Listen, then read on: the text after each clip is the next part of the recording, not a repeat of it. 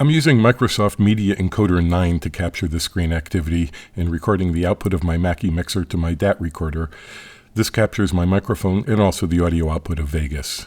When I finish, I'll line up the captured video and audio manually in a new Vegas project. I had to set the total screen size to 720 by 480 to keep the video images clear enough. And normally the working environment is quite a bit larger and you can get many tracks. I can usually show 10 or 12 tracks at a time. There's also a video preview window, which you're not seeing here. That's a separate window, and I'll bring that over and slide that into place now and again as needed so you can see what's going on. Normally, I work with two different video monitors, a large widescreen Dell LCD and a smaller 17-inch conventional CRT monitor. So before we look at the various tracks in television, it might be useful to first present a general overview of video editing in Vegas. Vegas is very much like an audio DAW program, except you import video tracks that are usually shot with a camera. And many of the same features apply. Most video tracks that you import also have an audio track, but for a music video like this, that audio track is used only to sync up the video to the real audio, and then you can delete it. I'll also mention that video is based on frames. That's the smallest unit of time, and each frame is about 1/30th of a second. Also, there's a thing called keyframes, and these are fundamental to all effects animation and most things in Vegas that change over time if you're panning or scanning or zooming or whatever you're doing, or changing the color of something. And you can set a starting position and an ending position, and Vegas interpolates all the changes between those points. And we'll look at that as we get to this. Let's just create a really simple video here. We'll start with, let's use the banjo track here. And we'll bring this into Vegas, and you just literally drag it up to here. And I'm going to make these smaller just so that we can see what we're doing. And here is the video track of the banjo playing, and here's the audio. And if we put the cursor here, you can see on the preview window is me sitting there playing the banjo. And we're going to block out everything except for the green screen part, and then we're going to drop out the green screen. This will be very easy. But in order to have something to sync to, we need the audio. So there's this little Explorer window over here, and we go to the main television folder, and in there is television wave. So I'll bring that up to here, and we'll just start that right at the beginning. And now we need to find where the banjo comes in so we can sync that. And you'll notice that the audio and the video tracks move together. When you bring in a video file that has audio with it, the two are grouped, and you can separate them and you can ungroup them, and we'll do that maybe later. So I happen to know that this is the end of the rock part, and here's the quieter cello and piano, and the banjo comes in right around here towards the end of that section. So let's find where the banjo actually starts, right on the downbeat. There's a pickup note, but we'll start right with the downbeat. Well, that was pretty close. So it's right there. You can zoom in, and again, as I move the cursor, notice how it kind of jumps, and those are the 1/30th of a second frame. So that's pretty close to where it starts. And now, and I'm going to hit the M key just to put a marker there, and we'll name it banjo. And now let's get the banjo clip so that it starts right at the same place. And we now have to listen to that audio and find where the downbeat of that is, because the whole point of this is syncing this up in time so that the banjo comes in at the right place with the background music that's already been recorded and mastered. And you can hear, when I was recording this, I had my big speakers blasting all the way across the room, about 15 feet away, and playing very loud. So what you're hearing here is the camera's microphone picking up some of me. You can hear both banjos from, with the whole background music blasting out of the speakers, and also the banjo, the live banjo. So let's find exactly where that starts. We can make that one a little smaller and make this one bigger. Looks like it's right there. And maybe that doesn't really matter. That's close enough for rock and roll. So now that's where the banjo is, and we need to move this over to this marker. So let's zoom in a bit, and we'll grab the clip there and move that. I'd say right about there is pretty good. So let's play the banjo. We still have the real audio muted. And now if we mute this and listen to the audio. So that's good. So now we can actually just delete this track. We don't need this anymore. We'll just delete this track from the project. And I'm going to go back a bit and bring the preview window into place.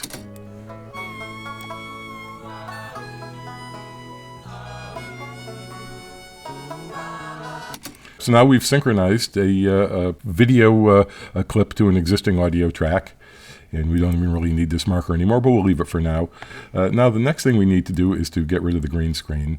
But as you can see, the green screen is only part of the whole window, and we just want the little piece in the middle here. So the first thing we're going to do is use the pan and crop tool in Vegas to block out the background that we don't need. There's two ways this particular tool works.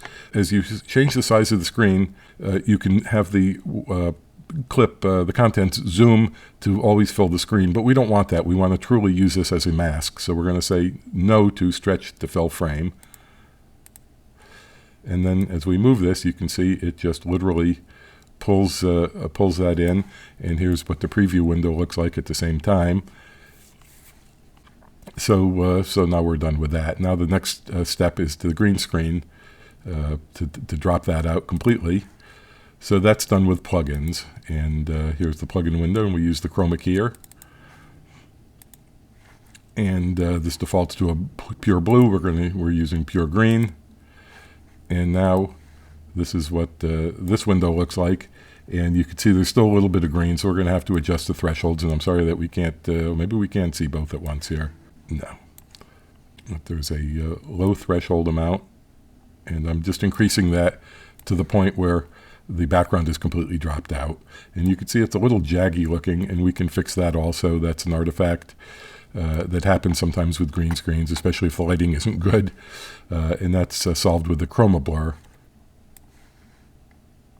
I'm going to insert this. This is showing all the plugins on this banjo track. And we're now going to insert the chroma blur. There we go. And I'm going to move this to be before the chroma key here. And the chroma blur, I already have a preset called Ethan. It's just kind of a medium amount of blur. And now you can see, at least I hope you can see, that it's much less jaggy. And of course we can put backgrounds in there, and I'm not going to do an entire project here for you, but we'll do just a couple more steps. So we can now make this smaller so we can fit more on here. And let's add a new video track.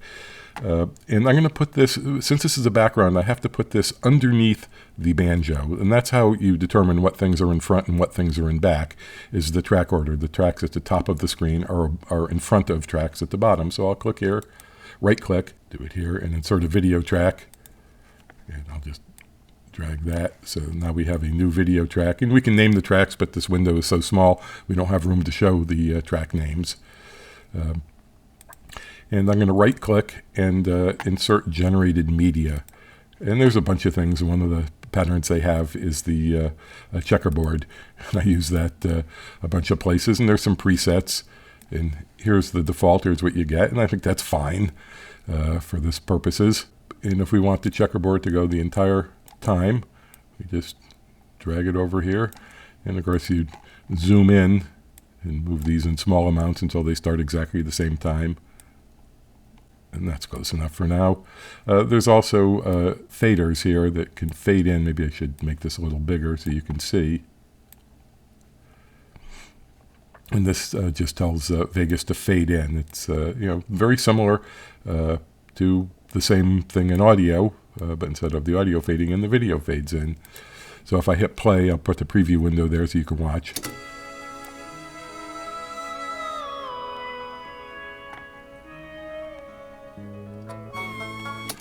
We can also change the composite level of the checkerboard, and that's like a little volume control, and that, I think it looks a little better.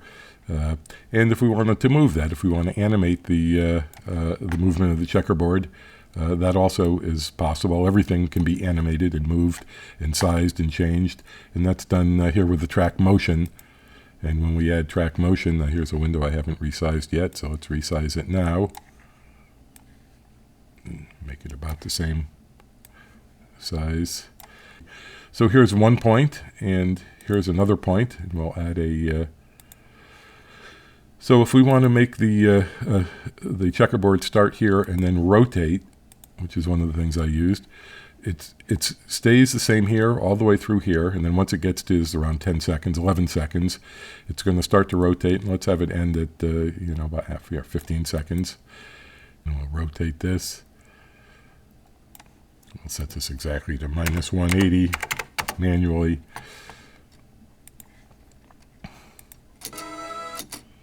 All right, so we're going to start playback here. Actually, we'll start playback a little bit before, and I'm bringing the preview window into play so you can see what happens.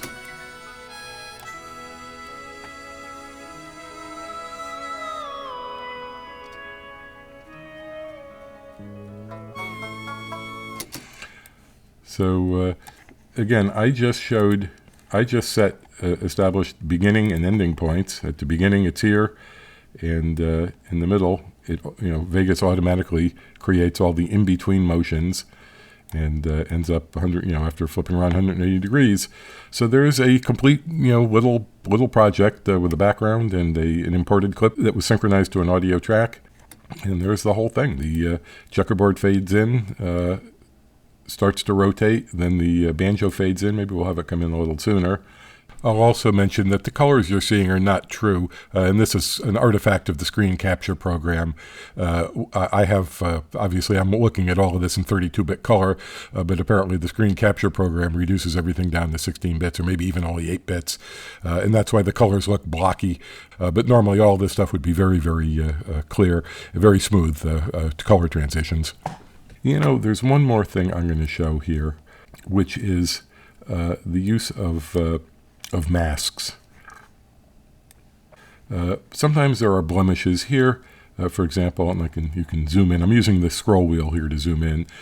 Some of our earlier shots, this was kind of dark. There was a shadow there. We weren't careful with the placement of there's 2 green screens, one in the back and one on the floor. And there would be dark blotches that were impossible to get rid of because they weren't really green. They were too dark. And if you come down here to the mask, and you can draw things out. You can just draw from here to here to here to here. And it assumes that that what you're masking is, this is what I want to show, but in fact I want to make this a negative mask. And so even if there was, even if there's a blemish or something on the green screen, that you can hide that, and that's completely blocked out. On some of the guitar and bass parts, I was so wide because of the way I was facing, this little area of floor, this little bunch of a green screen showed, so I would just create a block around there and just make that a negative. And then that completely got hidden, and that's very useful. And these can also be animated. If I had to block something out right next to my elbow and my elbow was moving, select the entire path. Again, these are all right-click options here. And I can just grab that here and put that right up against the elbow. And then if my elbow moves, or if I need to move it, I can move this a little closer. And now as we play, this moves around and tracks my arm and goes up and down and in and out. And I have some pretty complicated things on some of the video clips to get rid of shadows here, where you could see little bits of shadow. So I'd actually literally draw and I'm going to do it crudely now, but I would zoom way in and do a really fine detail and put this here. And if I happen to move my feet, I could move this as needed and create a mask around here. And again, I'm just doing this really quickly now. Make that a negative mask. And now all the little shadows and blemishes and dirt around by my feet would be completely hidden. And again, here's what shows on the screen. Yeah, we can make one checkerboard blue, and the other one red. And that's what that looks like, and that's maybe not a great color combination, but that's how it works, and they can change over time. So there you have it, a complete little mini project with a clip synced to video, and in the background that moves and changes colors, and then you just go over here and you hit save, and you have it, and you work on it over a year.